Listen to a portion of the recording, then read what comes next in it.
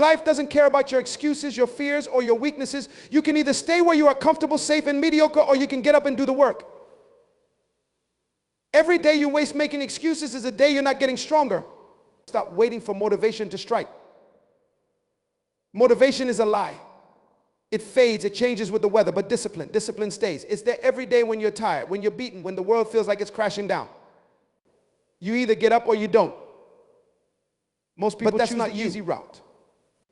You're here to push past your limits. You're here to become the best version of yourself, and that doesn't happen by accident. It takes a daily grind. It takes an unwavering commitment. It takes brutal honesty with yourself. We all have weaknesses. Some people spend their entire lives running from them, avoiding them, pretending they don't exist. But the truth is, those weaknesses aren't going anywhere unless you face them head on.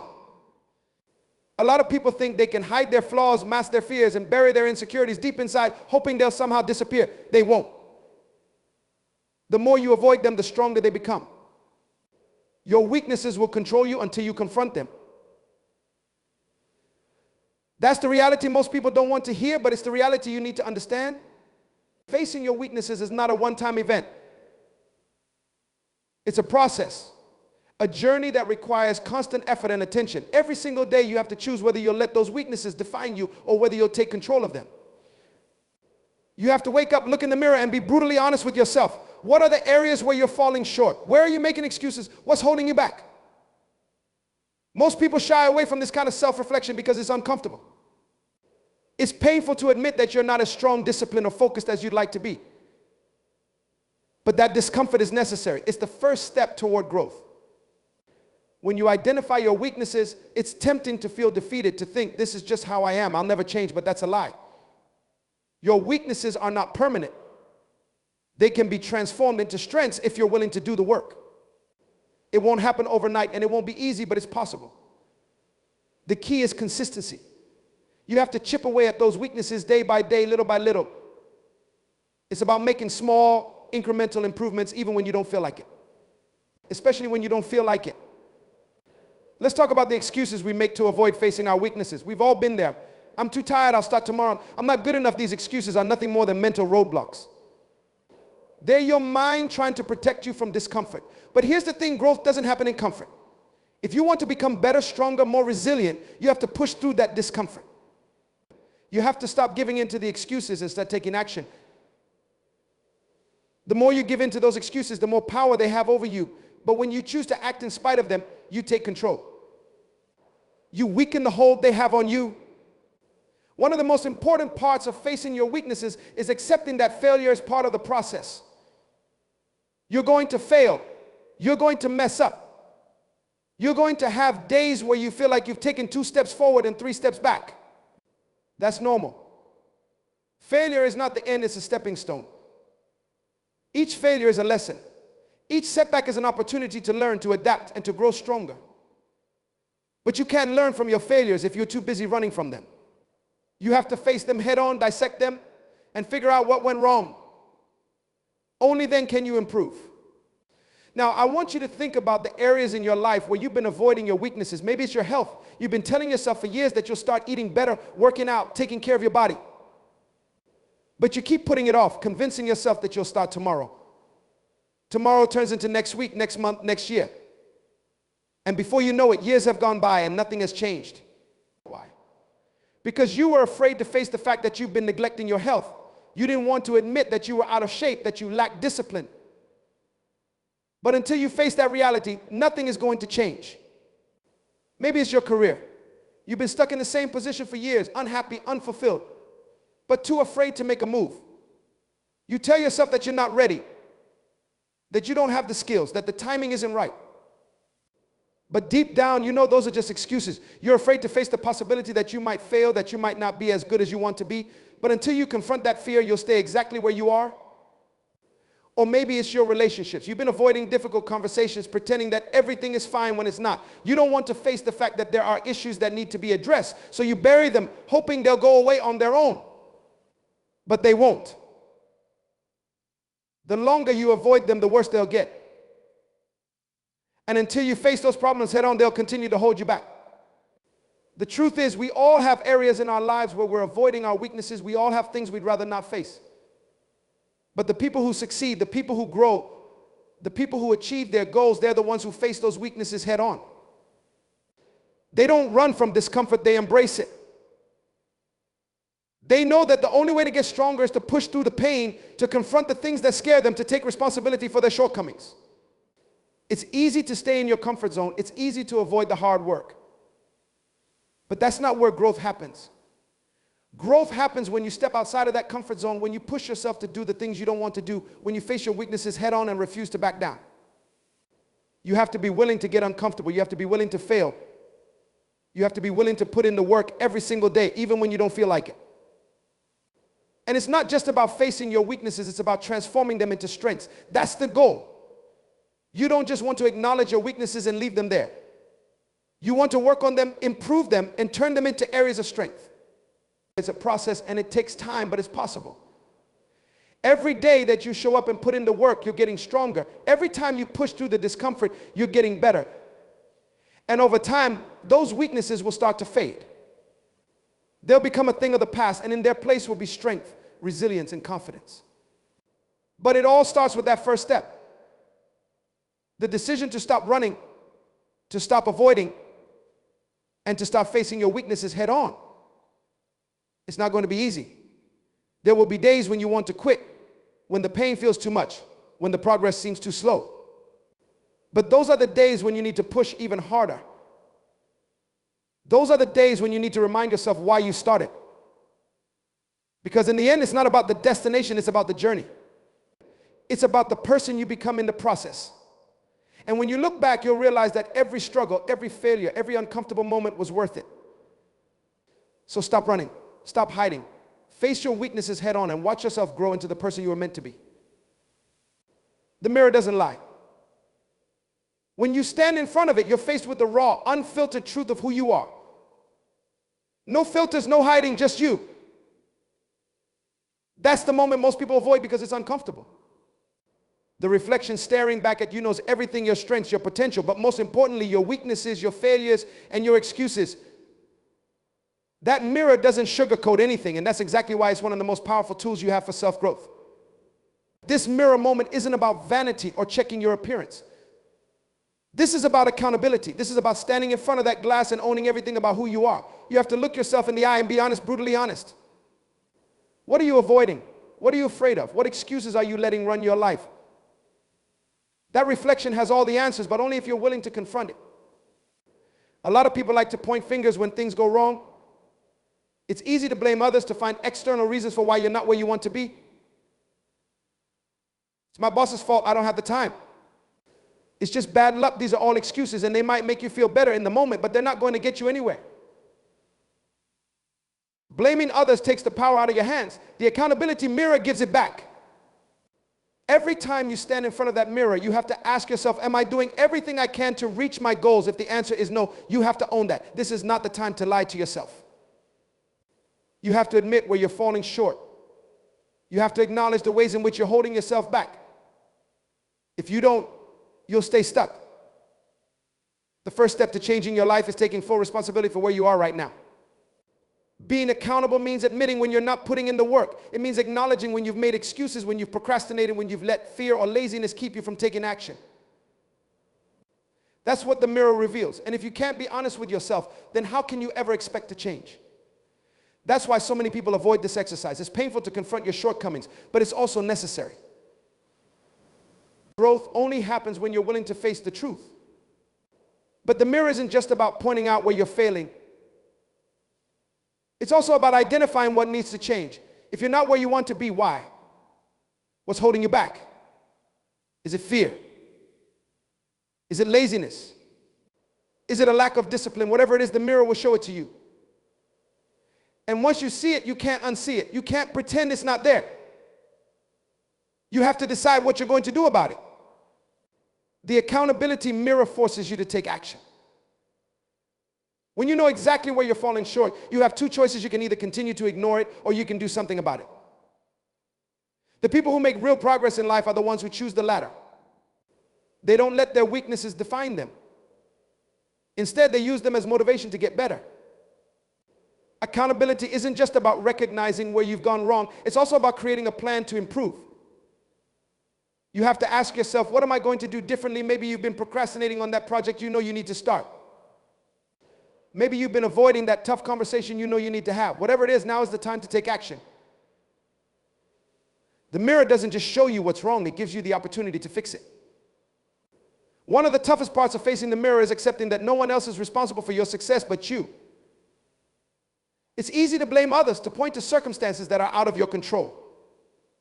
But the truth is, you have more power than you realize. You control how hard you work. You control how much effort you put in. You control how disciplined you are. Once you accept that, everything changes. You stop waiting for things to happen to you and you start making them happen for you. Standing in front of the mirror every day is a practice in discipline. It's not a one-time thing. It's something you have to do consistently. Because accountability isn't something you can check off a list. It's a daily commitment. Every day you have to hold yourself accountable for your actions. You have to ask yourself, did I give it my all today? Did I do everything I could to move closer to my goals? And if the answer is no, you have to be honest about why. Most people avoid this kind of accountability because it's hard. It's much easier to coast through life, to blame others for your problems, and to stay in your comfort zone. But the people who make real progress, the people who achieve their goals, are the ones who are willing to face the truth every single day. They don't run from their shortcomings, they confront them head on. And that's why they succeed. Accountability is the foundation of growth. Without it, you'll never reach your full potential. Without it, you'll keep repeating the same mistakes over and over again. But with it, anything is possible. The mirror doesn't lie. It will show you exactly where you are and exactly what needs to change. The question is, are you willing to face it? It's not going to be easy. There will be days when you don't want to look in that mirror, days when you'd rather avoid the truth. But those are the days when it's most important. Those are the days when you have to stand in front of that mirror and ask yourself, am I doing everything I can to be the person I want to be? And if the answer is no, then you know what you need to do. Change doesn't happen overnight, and it doesn't happen by accident. It happens through consistent effort, through daily accountability. The mirror is a tool, but it's only as powerful as the actions you take after facing it. You can't just look at your reflection and hope things will get better. You have to make them better. You have to take the lessons you learned from that mirror and put them into action. At the end of the day, the person staring back at you in the mirror is the one who's going to determine your success. Not your boss, not your friends, not your family. It's you. You're the one who decides how hard you're going to work, how much effort you're going to put in, and how far you're willing to push yourself. So stop running from that mirror. Stop avoiding the truth. Face it, own it, and use it to fuel your growth. The accountability mirror isn't just about pointing out your flaws, it's about taking control of your life. It's about recognizing that you have the power to change, that you have the ability to become the person you want to be. But it starts with honesty. It starts with being willing to admit where you've gone wrong and being willing to do the work to make it right. So the next time you look in the mirror, don't shy away from what you see. Embrace it. Own it. And then go out and do something about it. That's where real growth happens. That's where change begins. The mirror is your guide, but you're the one who has to take the steps. You're the one who has to put in the work. And if you're willing to do that, there's nothing you can't achieve. Your mind is just like your body. The more you push it, the stronger it gets. Calluses form on your hands and feet when you work them, but you can also form calluses on your mind. It's about building mental toughness, strengthening your resilience, and creating a mindset that doesn't break under pressure. That kind of mental callus comes only through adversity, discomfort, and relentless challenge. In today's world, most people avoid discomfort at all costs. They seek out the path of least resistance, the easy road. But that's exactly what keeps them weak. Every time you shy away from difficulty, you're missing an opportunity to toughen your mind. You're missing a chance to develop the kind of mental fortitude that will carry you through the hardest moments in life. Because those moments will come whether you're prepared or not. Life doesn't care about your comfort zone, and it will push you to your limits. The question is, will you break or will you push back? The process of building calluses on your mind starts with a decision. You have to decide that you're no longer going to avoid the hard things in life. You have to decide that you're going to seek out discomfort, that you're going to embrace pain, and that you're going to lean into the challenges rather than running from them. This isn't just about surviving, it's about thriving in the face of adversity. It's about training your mind to be stronger than your emotions, to be tougher than your fears, and to be relentless in the pursuit of your goals. When you first start, it's going to hurt. Just like the physical calluses on your hands and feet, the mental calluses you're trying to build won't come easily. You'll face resistance, both from the outside world and from within yourself. Your mind will try to convince you to quit, to take the easy way out, to return to your comfort zone. But every time you push through that resistance, you get a little bit stronger. Every time you choose to keep going when you want to stop, you add another layer of toughness to your mind.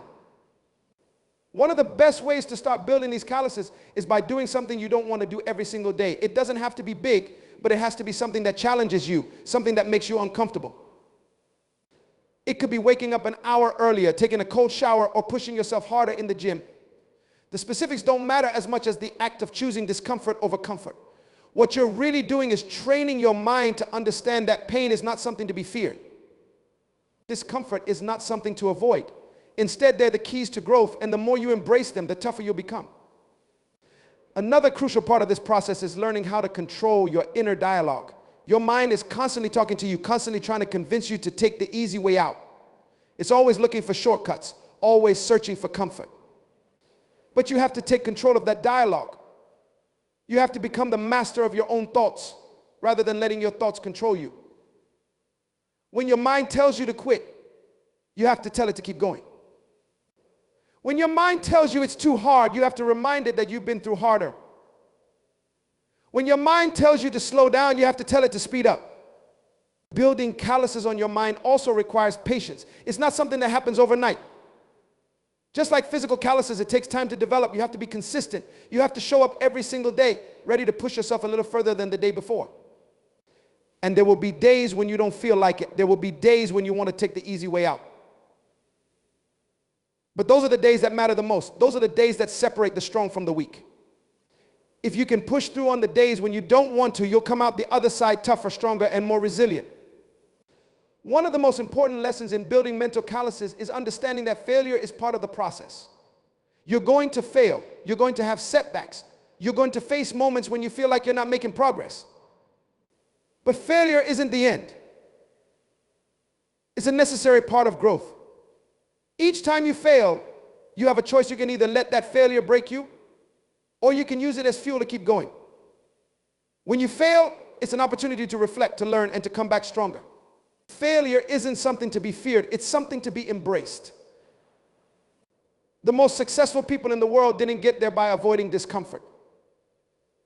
They got there by embracing it, by pushing themselves through pain, by building calluses on their minds that made them unbreakable. They didn't run from challenges, they sought them out. They understood that every obstacle, every setback, and every failure was an opportunity to grow. And that's exactly what you need to do if you want to become stronger. The world is full of people who are afraid of discomfort. People who avoid pain, who shy away from challenges, and who stay in their comfort zones for their entire lives. But those are not the people who change the world.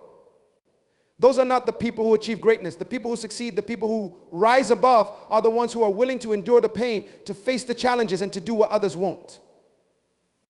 You have the ability to become one of those people. You have the ability to build calluses on your mind that will make you unstoppable. But it starts with a decision. It starts with a choice to embrace discomfort, to seek out challenges, and to push yourself harder than you ever thought possible. It's not going to be easy. In fact, it's going to be one of the hardest things you've ever done. But it's also going to be one of the most rewarding. At the end of the day, it's not about how much talent you have, how smart you are, or how lucky you've been. It's about how tough you are. It's about how much pain you're willing to endure, how many challenges you're willing to face, and how much discomfort you're willing to embrace. That's what separates the good from the great, the successful from the mediocre. So start today. Start building those calluses on your mind. Do something uncomfortable. Push yourself harder than you did yesterday. Take control of your thoughts, and don't let your mind convince you to quit. Every time you choose discomfort over comfort, every time you push through pain, you're getting stronger. You're building the mental toughness that will carry you through the toughest moments in life. And one day when you look back on your journey, you'll realize that every challenge, every setback, every failure was worth it. Because you didn't just survive, you thrived. You became stronger, tougher, and more resilient. You built calluses on your mind that made you unbreakable. And that's what will set you apart. That's what will make you unstoppable. Discomfort is something most people avoid. We're wired to seek comfort, to stay within the boundaries of what feels good and familiar. It's easy, it's safe, but it's also stagnant. The truth is, nothing grows in your comfort zone. The more you avoid discomfort, the more you stay the same, stuck in the same routines, the same mindsets, the same limitations. Growth, progress, and success all live on the other side of discomfort. And that's why discomfort isn't something to be feared, it's something to be embraced. Think about the most meaningful moments in your life. Were they comfortable? Probably not. They likely involved a level of challenge, risk, or struggle. Whether it was graduating from school, pushing yourself in a sport, starting a new business, or getting through a difficult time in your personal life, growth always comes with a price. That price is discomfort. The moments that push you to your limits are the moments that shape you into a stronger, more capable person. The problem is that society conditions us to believe that discomfort is a bad thing. We're taught to take the easy way out, to seek instant gratification, to avoid anything that feels unpleasant. But that mindset is exactly what holds people back. If you avoid discomfort, you're avoiding growth. You're denying yourself the opportunity to discover what you're truly capable of. Discomfort is the forge in which your character is built, where your mental toughness is tested, and where your resilience is developed. Discomfort is your friend because it shows you where you need to grow. It's like a compass pointing you in the direction of your weaknesses, your fears, and your limitations. And once you know where those are, you can work on them. You can become stronger. But if you spend your life running away from discomfort, you'll never know where you need to improve. You'll never push yourself hard enough to break through your barriers. One of the best ways to shift your mindset about discomfort is to stop thinking of it as something negative. Discomfort is not your enemy, it's a signal that you're doing something that challenges you. When you're lifting weights, discomfort is the sign that your muscles are being pushed to their limits, and that's how they grow. The same applies to your mind, your career, your relationships, and your life. If you're comfortable all the time, you're not growing. You're staying exactly where you are. Embracing discomfort means changing your relationship with fear. Fear is often what holds people back from stepping outside their comfort zones. Fear of failure, fear of judgment, fear of the unknown. But fear is just an emotion, it's not reality. The more you face your fears, the less power they have over you. Each time you push through fear and discomfort, you're teaching your mind that it's okay to feel uncomfortable, that it's okay to be afraid, but that those feelings don't control your actions. One of the greatest examples of the power of discomfort is athletes. Professional athletes don't become the best in the world by staying in their comfort zones. They push their bodies and minds to the limit every single day. They endure pain, fatigue, and exhaustion because they know that discomfort is the only way to get better. If they only trained when it felt good, they would never reach their full potential. The same principle applies to life. If you only do what feels good, you'll never reach the heights of what you're capable of achieving. But it's not just about physical discomfort. Mental discomfort is equally important. The discomfort of learning something new, of challenging your beliefs, of facing criticism, or stepping into a leadership role for the first time. These are the moments where real growth happens. When you stretch your mind beyond its current capacity, you expand what's possible for you. Every time you push past your mental limits, you're training your brain to handle more, to be more adaptable, and to embrace challenges rather than avoid them. To truly grow, you have to make discomfort a part of your routine. It's not something that happens once in a while. It's something you need to seek out daily. Whether it's pushing yourself to run an extra mile, having a difficult conversation you've been avoiding, or taking on a project that feels overwhelming, discomfort should be a regular part of your life. The more you expose yourself to discomfort, the less intimidating it becomes. Eventually, you stop seeing it as something to dread and start seeing it as a tool for growth. The beauty of discomfort is that it builds resilience. Every time you face something difficult and push through it, you're building a mental callus. You're becoming more resilient, more capable of handling whatever life throws at you. And that resilience carries over into every aspect of your life. When you're used to facing discomfort and overcoming it, challenges don't seem as daunting. You develop a mindset that says, I can handle this no matter what the situation is. It's important to understand that discomfort doesn't mean suffering for the sake of suffering. It's about embracing the challenges that lead to growth. It's about recognizing that the path to success is often uncomfortable, and that's okay. When you stop resisting discomfort and start embracing it, you unlock a new level of potential within yourself. You become someone who doesn't shy away from hard work, who doesn't back down in the face of adversity, and who understands that true growth only comes through struggle. One of the most liberating feelings in the world is realizing that discomfort won't break you. When you've been through enough challenges, you start to see discomfort as temporary. You know that no matter how hard something is in the moment, you'll get through it. And when you come out on the other side, you'll be stronger for it.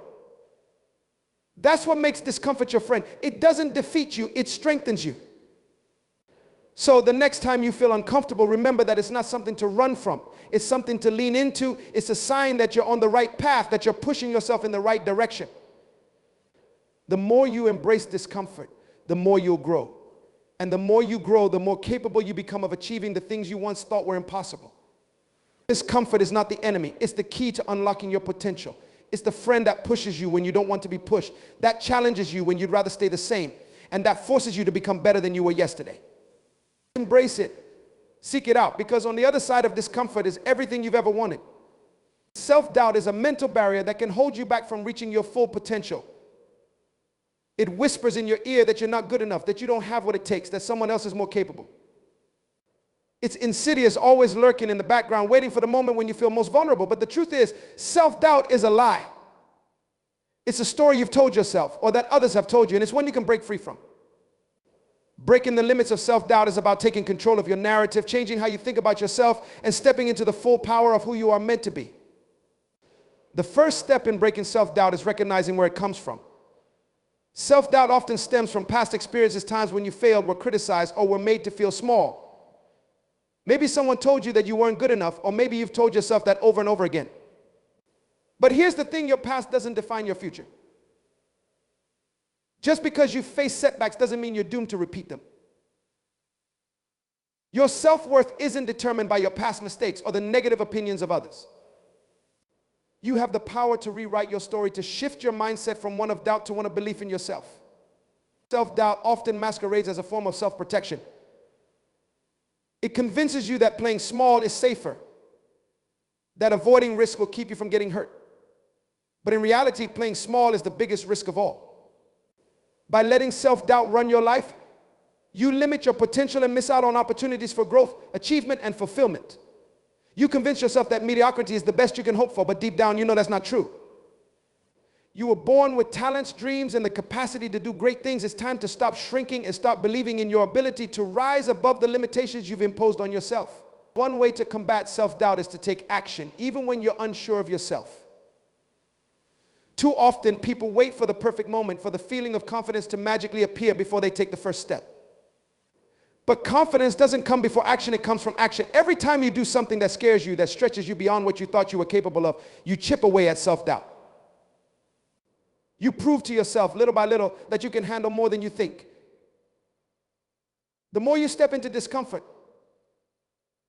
the more you realize that your fears are often unfounded, and your ability is far greater than you give yourself credit for. Another important step in breaking self-doubt is reframing failure. Failure is not the enemy, it's a necessary part of the process of growth. Every successful person you admire has failed, probably more times than you can count. They've experienced setbacks, made mistakes, and faced rejection. But the difference between those who succeed and those who don't is that successful people don't let failure define them. They don't take it as evidence of their worth or potential. Instead, they use it as a learning opportunity, as fuel to keep going, as proof that they're pushing their limits. If you can start seeing failure as feedback rather than as a reflection of your ability, you'll break free from the chains of self-doubt. Self-doubt also feeds on comparison. In today's world, it's easy to look at others and feel like you don't measure up. Social media, in particular, can make it seem like everyone else has it all figured out while you're still struggling. But what you see on the surface is never the whole story. You don't know the challenges, insecurities, or struggles others are facing behind the scenes. The only person you should be comparing yourself to is the person you were yesterday. If you're growing, learning, and improving, even in small ways, you're on the right path. Let go of the need to compete with others and focus on becoming the best version of yourself. One of the most powerful tools in breaking self-doubt is self-compassion. Too often, people are their own worst critics, beating themselves up for every perceived flaw or mistake. But self-criticism only deepens self-doubt. When you treat yourself with kindness, understanding, and patience, you create the space for growth. You give yourself permission to be imperfect, to make mistakes, and to learn along the way. Self-compassion doesn't mean lowering your standards. It means recognizing that you're human and that growth is a process.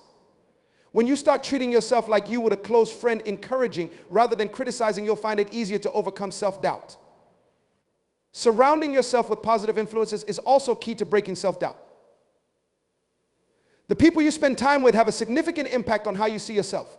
If you're constantly surrounded by negativity, criticism, or doubt from others, it's going to be much harder to build your confidence. Seek out people who believe in you, who support your dreams, and who lift you up when you're feeling low. Positive relationships can serve as a mirror, reflecting back the potential and greatness you sometimes can't see in yourself. Breaking the limits of self-doubt requires persistence. It's not something you overcome in a day or a week, it's a journey. There will be moments when self-doubt creeps back in, when you question your abilities, and when you feel like giving up. But every time you push through those moments, you're building a stronger mindset. You're proving to yourself that you're capable of more than you think. That you have the resilience to keep going even when it's hard. Over time, those moments of doubt will become fewer. And your belief in yourself will become stronger. Ultimately, breaking the limits of self-doubt is about reclaiming your power. It's about recognizing that the only thing standing between you and the life you want is the story you're telling yourself. You have the power to change that story. You have the power to challenge the thoughts that say you're not good enough, that you can't do it, that you're destined to fail. You have the power to rewrite your narrative, to choose belief over doubt, and to step into the fullness of who you are. So stop waiting for the perfect time, for the perfect circumstances, for the perfect version of yourself to show up. You are enough right here, right now. You have everything you need within you to break through the limits of self-doubt and create the life you want. It's time to stop doubting and start believing. When you think you're done, when you think you've given all you've got, you're only at 40%. Your mind quits long before your body does. It tells you you're finished because it wants to protect you from discomfort. But the reality is you've still got so much more left in the tank. The 40% rule is a mental framework.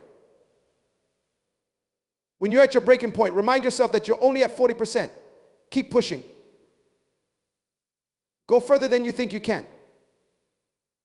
That's where real growth happens. That's where you find out what you're truly capable of. Pain is a universal experience. Everyone at some point in their lives will face pain, whether physical, emotional, or mental. It can be overwhelming, crippling even, but pain is not just a source of suffering. It is also a source of strength, wisdom, and growth. The key is learning how to turn that pain into power, using it as fuel to propel you forward rather than allowing it to hold you back. Pain can become the very thing that pushes you to reach new heights if you let it. Pain is often seen as something to avoid or escape. It's uncomfortable, it hurts, and it brings up feelings we don't want to confront.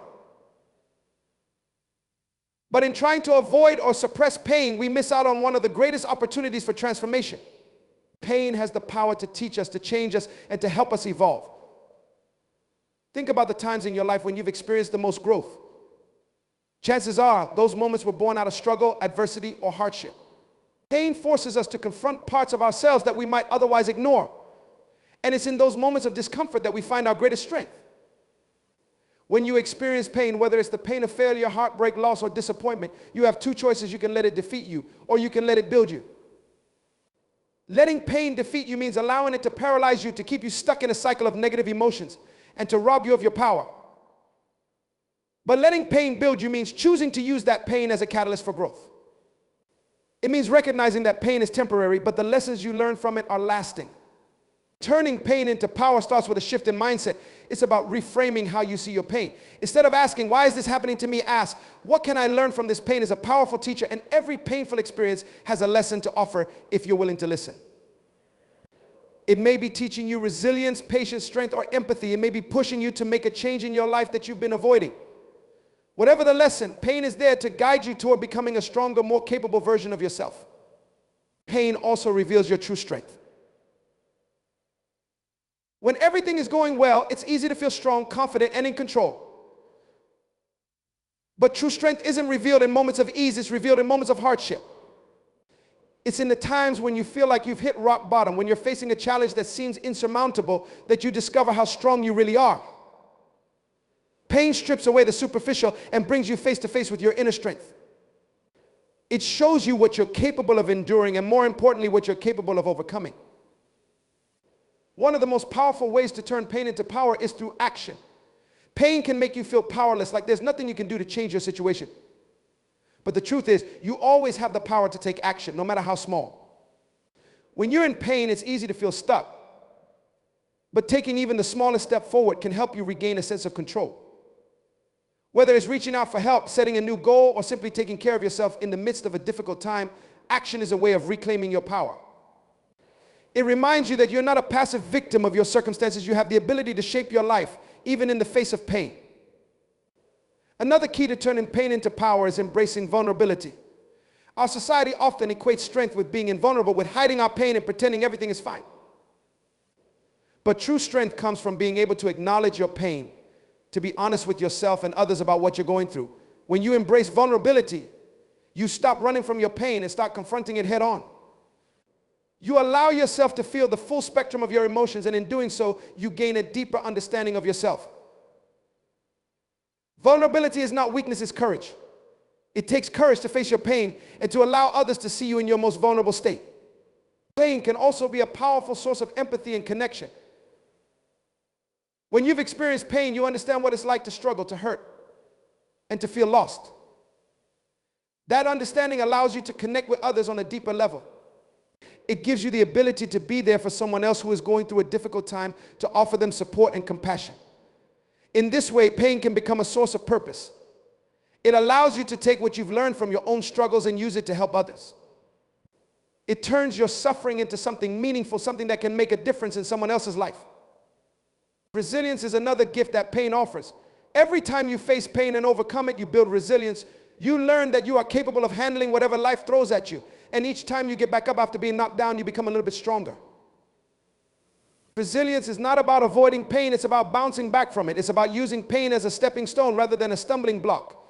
And the more you build resilience, the more you realize that pain doesn't have to break you, it can make you. Pain also has the power to clarify your priorities. When you're faced with a difficult situation, it forces you to reevaluate what really matters to you. It strips away the distractions and the superficial concerns, and it helps you focus on what's truly important. Pain can serve as a wake-up call, reminding you of what you've been neglecting or what you've been taking for granted. It gives you the opportunity to realign your life with your values and to make changes that will lead to greater fulfillment and purpose. Ultimately, turning pain into power is about choosing how you respond to your circumstances. You may not always have control over what happens to you, but you always have control over how you respond.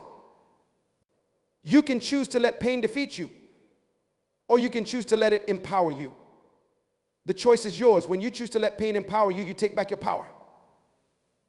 You stop seeing yourself as a victim, and you start seeing yourself as someone who is capable of overcoming challenges, of learning from difficult experiences, and of using those experiences to become stronger, wiser, and more resilient. Pain is inevitable, but suffering is optional. Suffering happens when we resist pain, when we try to avoid it or deny it. But when we embrace pain, when we lean into it and allow it to transform us, it loses its power over us. We become stronger because of it. We become more compassionate, more resilient, and more connected to ourselves and others. We realize that pain is not something to be feared, but something to be harnessed. So the next time you find yourself in a place of pain, remember that you have the power to turn that pain into something positive. You have the power to use it as fuel to propel you forward, to learn from it, and to grow from it. Pain is not your enemy, it's your greatest teacher. And when you learn to embrace it, you unlock a level of strength and power within yourself that you never knew existed. Failure is an unavoidable part of life, but how you respond to it determines whether it becomes a stumbling block or a stepping stone. Society often teaches us that failure is something to be feared and avoided at all costs, but the reality is that failure can be one of life's greatest teachers. It has the potential to reveal new opportunities, strengths, and insights that success alone cannot offer. Embracing failure is about shifting your perspective and realizing that every setback is an opportunity for growth and development. The fear of failure holds many people back. We're conditioned to view failure as a sign of inadequacy, something to be ashamed of. Whether it's the fear of disappointing others, losing credibility, or being judged, the pressure to avoid failure can lead to inaction and complacency. But what if you reframe failure? What if, instead of viewing it as a personal flaw, you see it as part of the learning process? This mindset shift is crucial because failure is not a reflection of your potential. It's simply an outcome of trying, learning, and growing. When you embrace failure, you remove the shame and stigma that often accompanies it. Failure doesn't mean you're not capable or that you lack talent. It means you're putting yourself out there, taking risks, and challenging yourself. The most successful people in the world have failed. And many of them will tell you that those failures were the key to their success.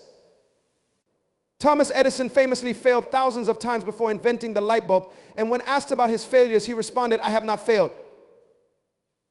I've just found 10,000 ways that won't work." Edison's story exemplifies how failure can be a critical step toward eventual success. One of the most important aspects of embracing failure is understanding that it's temporary. No failure is final unless you decide to stop trying. When you face a setback, it can feel like the end of the road, but it's not. It's simply a detour, an opportunity to reevaluate, adjust your approach, and try again. The key is resilience, the ability to bounce back after failure and continue moving forward.